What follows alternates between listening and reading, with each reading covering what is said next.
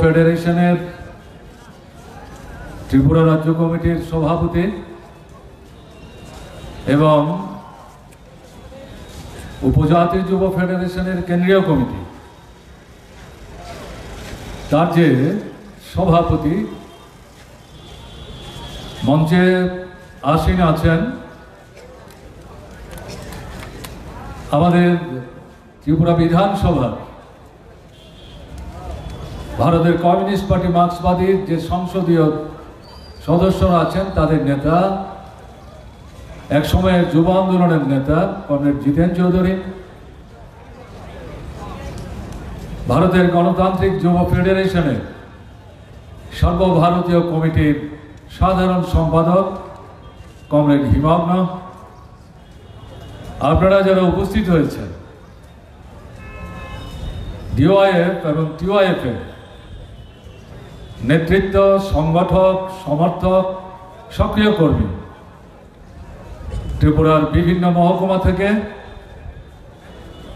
আমি আপনাদের সবাইকে আন্তরিকভাবে প্রীতি, শুভেচ্ছা, অভিনন্দন জানাচ্ছি।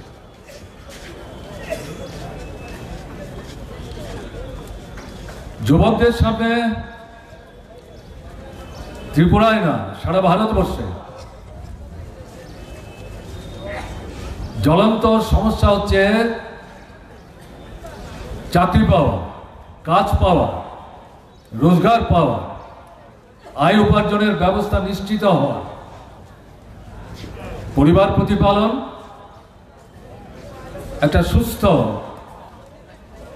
পারিবারিক ব্যবস্থা, সুন্দর ভবিষ্যৎ। কোথায় কাজ শুনছিলেন? এগুলো বলে আমি আপনাদের ভারাক্রান্ত করব না। আমি যেটা আপনাদের কাছে বলতে চাই সংক্ষিপ্ত সময়ের আলোচনায়,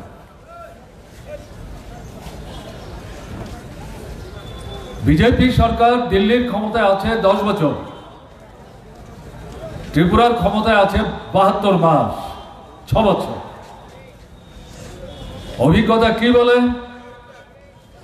বিজেপি সরকার কেন্দ্রে রাজ্যে থাকবে, বেকারদের সমস্যার সমাধান হবে, তারা কাজ পাবেন, বেকারি দূর হবে, এটা অসম্ভব, আকাশ কুসুম কল্পনা।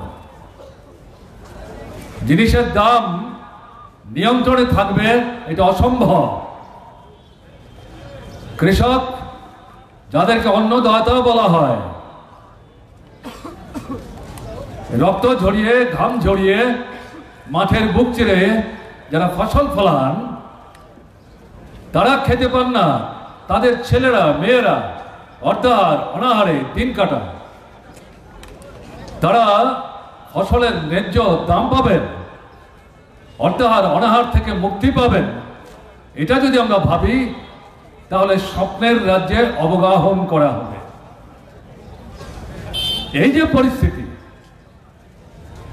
এই পরিস্থিতিতে বিজেপিকে, এই পরিস্থিতিতে আসন্ন যে লোকসভা নির্বাচন, তাতে পরাস্ত করতে হবে। ক্ষমতায় ফিরে আসতে দেওয়া যাবে না। এটা ত্রিপুরার উপর নির্ভর করছে আমরা এটা মনে করি না। সারা ভারত এবং তার মধ্যে অবিচ্ছেদ্য অংশ ত্রিপুরা একসাথে মিলে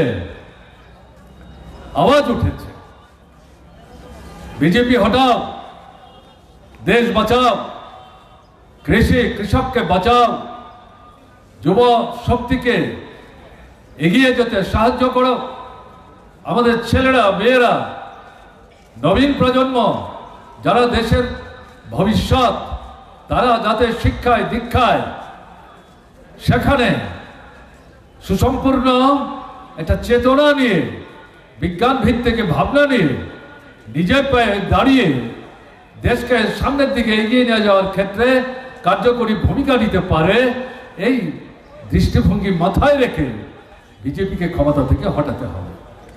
এদের মধ্যে উপজাতি আছেন, তপশিলি আছেন, ওবিসি আছেন, ধর্মীয় সংখ্যালঘু অংশের মানুষ আছেন। সবার প্রশ্নই এর মধ্যে যুক্ত আছে। যদি এটা করা না যায়, তাহলে ভারতবর্ষের সংবিধান বিজেপি যদি আবার ক্ষমতায় আসে শুধু আক্রান্ত হবে মনে করলে ভুল করা হবে। এটা তো আক্রান্তই। বিজেপি আবার যদি ক্ষমতায় আসতে পারে এটাকে ধ্বংস করে দেবে। সংবিধান ধ্বংস করার অর্থ হচ্ছে গণতন্ত্রকে ধ্বংস করে দেবে। নির্বাচনী যে গণতান্ত্রিক পদ্ধতি ব্যবস্থা আমাদের দেশের সংবিধানের দেওয়া সুযোগের ভিত্তিতে এখনো খানিকটা বেঁচে আছে, এটাকে ধ্বংস করে দেবে। নির্বাচনী যে ব্যবস্থাটাকে নিরপেক্ষভাবে পরিচালনার জন্য আমাদের দেশের সংবিধানে যে নির্দেশনামা ছিল এটাকে ধ্বংস করে দেওয়ার জন্য নূতন আইন তৈরি করে সুপ্রিম কোর্টের প্রাক্তন চিফ জাস্টিস থাকার সময় পর্যন্ত কে ইলেকশন কমিশনের চিফ ইলেকশন কমিশনার হবেন, কারা এই কমিশনের সদস্য হবেন, এটা বাছাই করে রাষ্ট্রপতির কাছে পাঠাবার জন্য যাদের উপর দায়িত্ব ছিল সেই দায়িত্ব থেকে সুপ্রিম কোর্টের চিফ জাস্টিসকে খণ্ডন করেছে প্রধানমন্ত্রী, তার পছন্দের তার মন্ত্রিসভার একজন সদস্য এবং সংসদের বিরোধী দলের নেতা, তিনজনের মধ্যে দুজন বিজেপি। তার অর্থ কি? এই নির্বাচনী যে কমিশনটা হবে এটাকে বগলদাবা করবার জন্যে যা কিছু ছিটে ফুটা নিরপেক্ষতার আশ্রয় নিয়ে নির্বাচনটা মোটামুটিভাবে সম্পন্ন করার এতদিন পর্যন্ত সুযোগ ছিল এটাকেও ধ্বংস করে দেওয়া। বিচার ব্যবস্থা আমাদের সংবিধানের মধ্যে তার যে স্বাতন্ত্র্য এটাকে ধ্বংস করে দেওয়ার চেষ্টা হচ্ছে। সুপ্রিম কোর্টের বিচারপতি,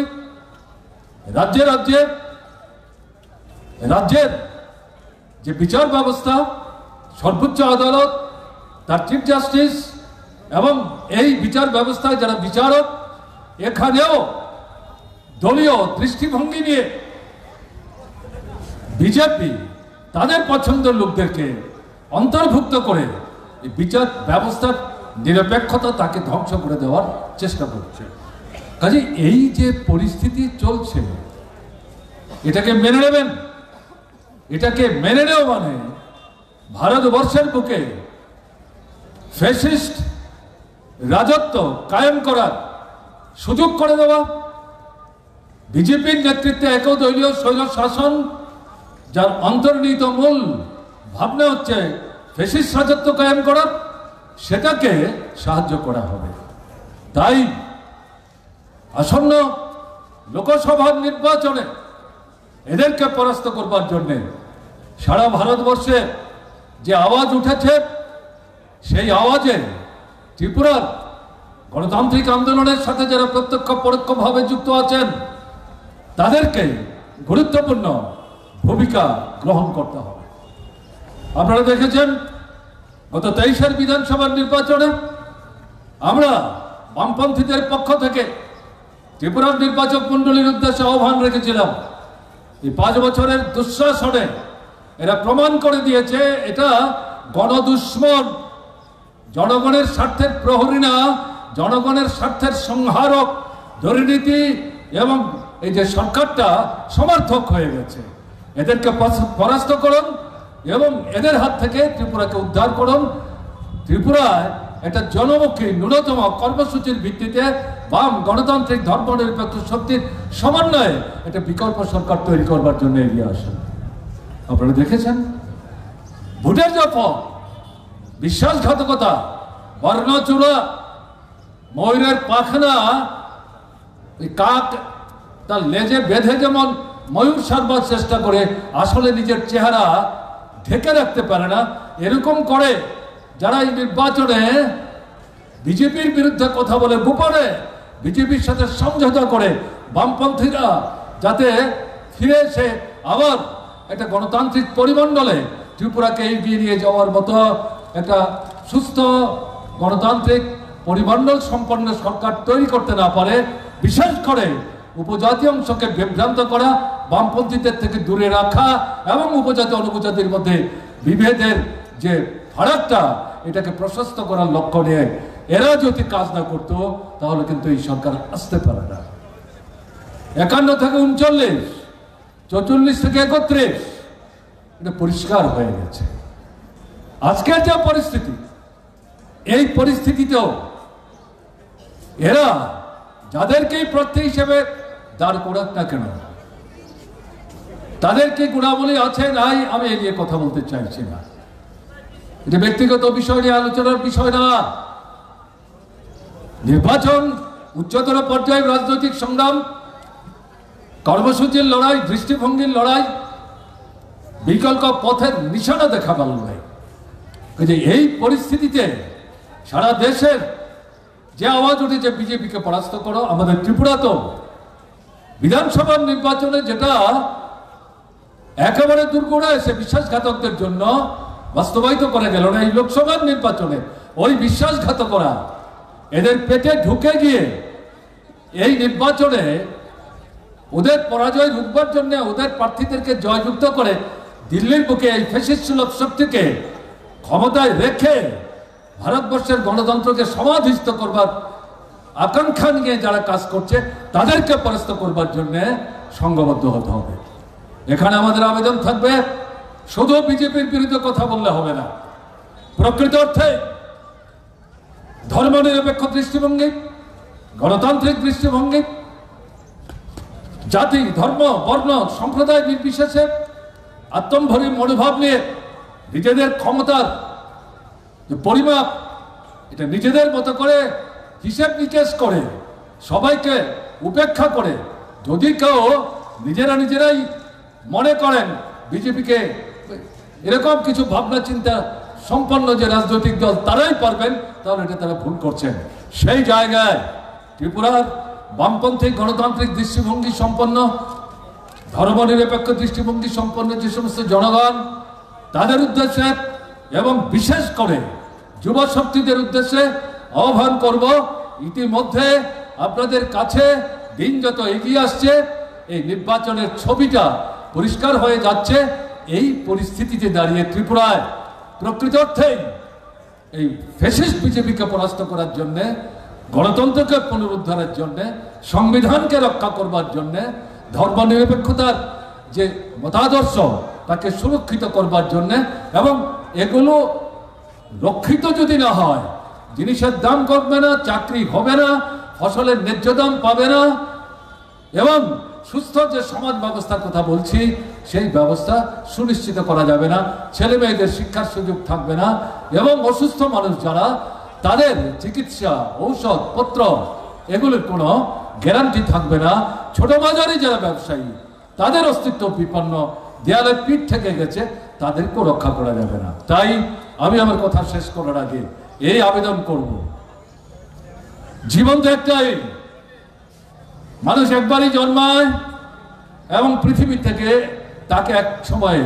বিদায় দিতে হবে, কিন্তু এই জীবনের শ্রেষ্ঠ সময় হচ্ছে যৌবন।